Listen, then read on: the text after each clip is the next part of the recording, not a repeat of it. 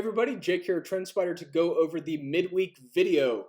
The first thing that I want to mention before we jump into the charts is the fact that we do have an account giveaway happening right now. The way that we are doing this is essentially you start your free trial through our pinned tweet. So just go to our Twitter page at TrendSpider, check out this pinned tweet. If you would like to sign up and create an account to possibly get one for free at the drawing on May 1st, make sure to start your trial through this link and then hashtag stay home and trade to enter the giveaway. So create whatever chart that you'd like to create, do a hashtag stay home at trade, and then tag us in that, and then you will be entered into the contest and we will pick a winner once the session ends through May 1st. So make sure to check that out. Also, this is part of the bigger picture going on, which is the Sunday event coming soon. So make sure to check that out. This is on April 26th from 10 a.m. to 2:30 Eastern Time. It is completely free. It's on YouTube. We have some of the best guys in the industry going over different lessons they have learned from the recent volatility, and I'm really excited to see how that's going to go. So make sure to sign up, register in the link. You can check that out on our feed as well on Twitter. So getting into the charts, going to go over SPY, QQQ, Roku, Nvidia, Facebook, and CHK. All of these have a different reason why we're going over them. SPY, the first one, simply because everybody likes to get an idea of what's going on with SPY. And I want to go over a case study from the Sunday video, which we talked about, right? This was the candle on April 17th. This is the candle that we had to go off of on the Sunday video. And what we talked about here was the fact that we really had two ways to go, right? We had this break-even zone below, which would be your demand zone. And then we had this supply zone above around the 300s and the 297 area. So the fact that we broke down here and we caught a bid at this big volume block from the anchored volume profile from this February 19th high, one, we can see that a majority of the shares are holding right within this area that we closed at. Since this point in time, most of the shares are holding right at the 278 area. That is your point of control. Point of control is essentially just meaning the farthest gray bar sticking to the left is the point of control because that's where the most shares are being held. So on the 17th, which was Friday, we had a lot of people, because remember, this was your average block of volume holding around 278. You know, your average participant holding from this area was up anywhere from around 2 to 3%. And if you've got enough money in the market, 2 or 3% is not bad for a couple days. So what happens is you've got all these people breaking even when the price breaks down. So as these people who started to take profits up here, now they're break even, they're not going to sell because they don't have any profits anymore. That dries up the supply. Then you've got, supply and demand starting to optimize, if you will, meaning as demand starts to either remain constant or slightly increase while supply is drying up, you're going to have a move up in price, and that's what we have here. So this is a very important area for the price to hold. If we did break down through this area, I did anchor the Alphatrends VWAP from this April 2nd point. I could have anchored it from any of these 3 points, but remember, anytime that you've got a pullback, you want to get a general idea of what the average volume weighted price is, since kind of the middle ground here, right? I would just call this candle kind of your average between these three, and so that's why I anchored it from here, and you can see the price barely missed it. Let's say that you're using the Alphatrends anchored VWAP from this point, you're watching it yesterday, and you're like, oh, the price didn't get there before it reversed. What you can do is you can create an alert at this line. You can increase your sensitivity zone so you're able to capture that price action. And if you're using the daily candle, but you want to be able to, still intraday enter or exit the position, make sure you change your confirmation candle down to that 10-minute. So whenever the 10-minute candle closes in this purple area, that's when you'll get the alert, rather than having to wait for the daily candle to confirm the close. And at that point, the trade was over at that point because we had the gap up into today. So the sensitivity feature on the alerts is very helpful. It allows you to capture some of that margin of error around these precise points. And for SPY, that's pretty much what I wanted to go over, was the fact that we're really trading at this point of control, and it will be interesting to see what happens from here. One thing that I want to point out with the raindrops is the fact that, notice that we've got this wick here.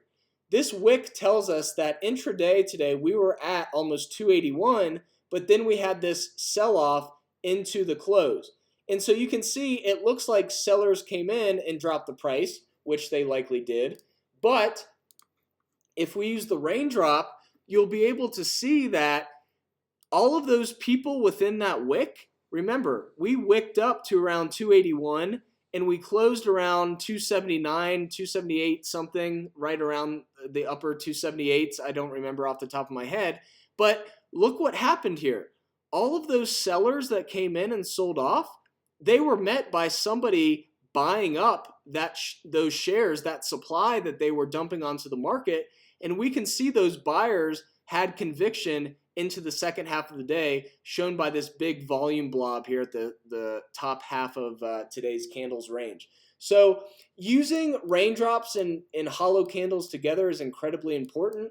You can really get a completely different perspective than just using, your hollow candle, looking at the wick, the open, the close, and the two wicks, the open and the close. So your high, your low, and then your open and your close. So this just gives you a much better idea of, within that price range, where was the volume for the day.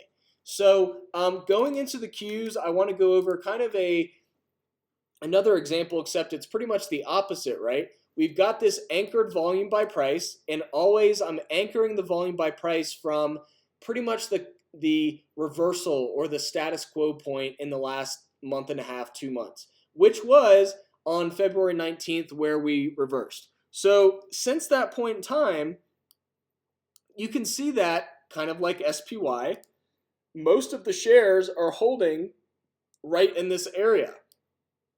The difference is, instead of the price pulling back to this area like we had on SPY, notice that we were kind of already ahead of SPY on the Qs, and this area acted as our supply zone. So remember, as the price was dropping, this big cluster of candles is where all of this volume is coming from.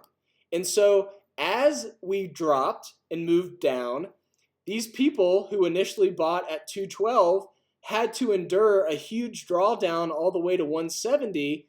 And so as the price got back to this area, naturally, you're going to have people come in and say, okay, I'm out of here. I just had to deal with a huge drawdown. I'm going to take my money, break even, and run.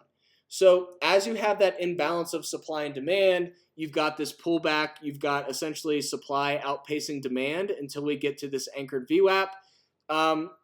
I anchored the VWAP from this particular candle because this was the candle that we broke out of this horizontal resistance. So you can see here, if we go to the hollow candle, this was really the first candle that closed through that resistance area. And so this was a status quo for the breakout, which this is the reason why I anchored the VWAP from this point. This is something that Brian taught me. You want to anchor from these breakout candles. You want to anchor from these gap up candles. You want to sometimes anchor from the main reversal point, like I have anchored from the volume profile. And you can see something pretty interesting, right? If I anchor the volume weighted average price from the February 19th high, you can see it's almost in perfect conjunction with this demand zone below. And remember, this is a demand zone below because there are people holding at a profit from 200 on the Qs. So as the price continues to drop down, if it does, this becomes a demand zone because this is where all of your previous demand was before the price moved up. So as these people lose their profit margin, they then start to break even. And the idea is, as these people start to break even, a majority of them stop selling because they don't have any more profit, and that's why you've got this kind of dry up in supply. But in this case, the Alphatrends anchored VWAP was able to capture that dip kind of right in the middle of this volume gap. And the reason why we call it a volume gap is simply because there's no volume holding within this 203 area. So it's easy for the price to kind of move in between these two big shelves of volume. So that is the cues. We really want to keep an eye on all of this supply above, because remember, all of this supply, these shares holding around anywhere from 210 to 215 are holding at pretty much a loss right now. So it's going to be hard for the price to get through this zone unless these people stop selling and demand starts to outpace supply. The whole name of this game is supply and demand. Supply and demand are moving everything, right? Sure, you can say that news is moving price, but supply and demand is what's driving that price from the news. So it's kind of like, what came first, the chicken or the egg? Was it the news or was it the supply and demand? Well, it was the news that drove supply and demand to start changing, which then drove the price to different levels. So going into the next one, Roku, this is very similar to what we just went over in the cues. One thing that I've been talking a lot about recently is the fact that you want to look for these areas where you have multiple participants, right? So in this case, since this high on November 27th, before we pretty much started our downtrend, you can see that, this resistance area was created after this second candle formed. So we got this candle, we've got this candle, we can connect these 2 points, we can extend that point, and then what you have here is you've got your trend line traders who see this area and they see it as a trend line resistance area above. So that's your first participant adding supply to the market. But then you've got the same thing that we just saw, right? You've got all of these shares that were chopping around in December and January, creating a lot of volume holding here.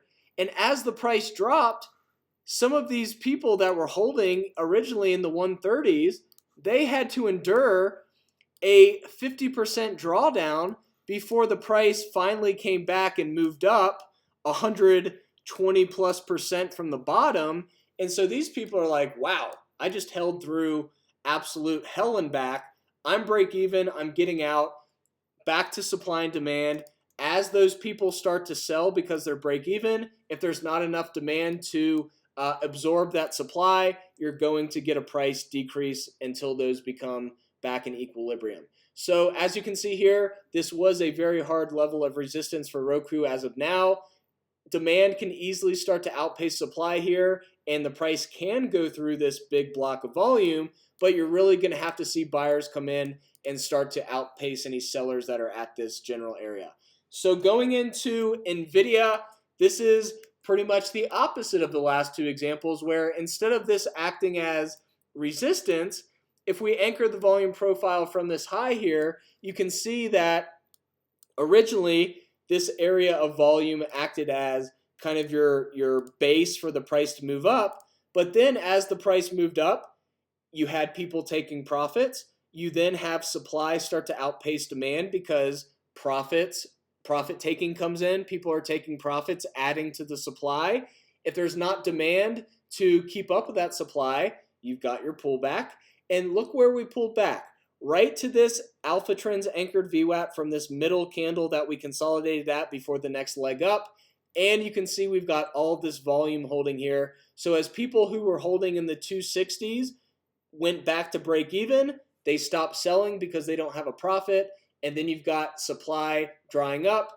And you essentially can just have demand remain constant for the price to move up, because I do want to do a video on the supply and demand curves just to go over the logic behind them, because a lot of it is simply just based on that, and we can't really visualize those supply and demand curves with a chart. You have to just use a basic supply and demand graph, and that is something that I'll probably add here to the content in the next week or so you guys can understand how that works for those that aren't really grasping the subject. And it's not something that's easy. I studied economics in college, so naturally, this makes sense to me. But for the average person, wanting to learn about supply and demand curves, you're like, what the hell is that? So I'll try to make it as simple as possible, but the supply and demand curves and the shifts don't have to be hard. They're just some basic principles that you can remember, and from there you'll understand the logic moving forward.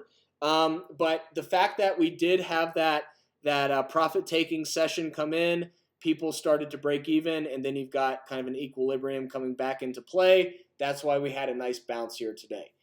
Going into Facebook, I'm not going to spend too much time on this, but this is just another example of being able to use the Alphatrends anchored VWAP from this February 19th point here that we've been anchoring on some of the other charts. Notice here, Facebook was already in kind of a lower high zone, whereas SPY was hitting its high here. So technically, I guess we could anchor from this point as well. And if you kind of see, it doesn't necessarily matter if we anchor the volume weighted average, the volume by price from here or here. You can tell that a majority of the volume is holding at this area. So you can see that a lot of people came in and started to buy the stock at this point. Enough people stopped selling, and you've got either demand just remaining constant or demand starting to increase. That's where you get your breakout zone here. And this is where I really want to add the raindrops to the equation, because you can see it kind of looks like, obviously we closed above this resistance line, but we do have some selling that came in into the end of the day to drop the price from the intraday highs. So if we turn on the raindrops here, you'll be able to see that for any sellers that came in, there was somebody buying up all of that supply, because you can see this big chunk of volume here, essentially showing that anybody that was selling, there was a buyer to absorb all of that selling or supply, as we would call it. So that is Facebook. We've got this breakout. Doesn't mean that we're going to continue up, but it does show that there was conviction by the buyers today, and that could be something to watch into the coming days and to the end of the week. So the last one that I'm going to go over here is CHK. CHK is just one that I want to go over more from a divergence case study perspective.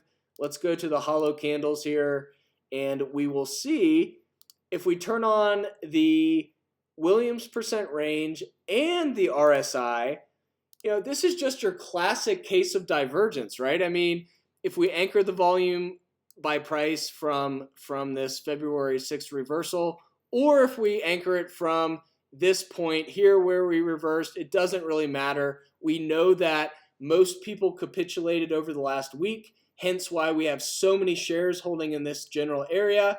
And so as the sellers dry up and demand either remains constant or starts to outpace supply, we've got that big move up in price. And we do have that gap that is shown by the gap snake here that's really just starting to fill.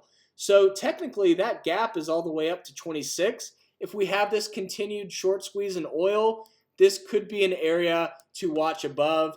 And remember, you can create an alert on the top of the gap snake as well, so you can be alerted when that gap does fill. Whether you want it to be filled exactly to the point of the exact penny, you can have the sensitivity all the way to the left. But if you do want to have some margin of error, you can make that area bigger at which you want to be alerted in case that the price doesn't get exactly to the gap fill zone above.